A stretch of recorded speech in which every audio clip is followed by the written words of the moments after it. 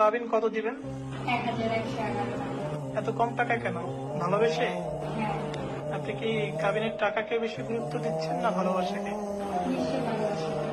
আপনি দেনমোহর কত নিতে চান বা কত ধার্য করতে চান, তখন সে বলে ফেললো যে 1111 টাকা। এবং সবচেয়ে মজার ব্যাপার হচ্ছে এখানে কিন্তু 4টা এক। তারা হচ্ছে আমার কাছে আসে, যোগাযোগ করে এবং আমি জানতে পারি যে তারা একটা রিলেশনে আছে এবং রিলেশনের মেয়াদ 10 থেকে 15 দিন এবং তারা চেয়েছে যে ভালো একটা অবস্থানে থেকে তারা এই সম্পর্কটাকে আরো জোরদার করতে চায়। আর সেই জায়গা থেকে আমি যখন এই বিয়ের কার্যক্রমটা শুরু করি এবং মেয়েটিকে জিজ্ঞেস করি যে আপনি দেনমোহর কত নিতে চান বা কত ধার্য করতে চান, তখন সে বলে ফেললো যে 1111 টাকা। এবং সবচেয়ে মজার ব্যাপার হচ্ছে এখানে কিন্তু 4টা এক এবং সে এটাকে ব্যাখ্যা করলো এভাবে যে আমার ভালোবাসায় কোনো ত্রুটি নাই, এই কারণে আমি এই অঙ্কটাকে সমান করে রাখলাম, অর্থাৎ 4টা এক 1111 টাকা। তো আমার কাছে এটা খুব ভালো লাগছে যে যেখানে হচ্ছে অনেক মেয়ে এক প্রকার কাবিনের ব্যবসা শুরু করে দিচ্ছে, আর সেখানে এরকম একটি মেয়ের কাজ করতে পেরে আমি নিজেকে আসলে আইনজীবী হিসেবে ধন্য মনে করি।